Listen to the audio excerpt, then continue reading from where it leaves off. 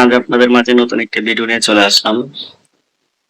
আজ আপনাদের তুফান সিনেমার আরেকটি গান রিলিজ হয়ে গেল, আসবে আবার দিন। আমার গানটা কিন্তু সিনেমা দেখতে গিয়ে অসম্ভব ভালো লেগেছে, কারণ সেখানে আমাদের বস মেগাস্টার শাকিব খানের পারফরমেন্স ছিল খুব দারুণ, ডান্সও ছিল খুব দারুণ।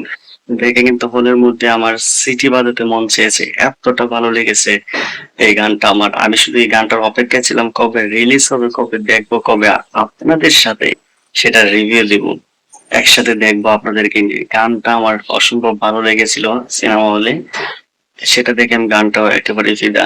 আর ডান্স পারফরমেন্স সবকিছু মিলে, এক্সপ্রেশন সবকিছু মিলে খুব অসাধারণ।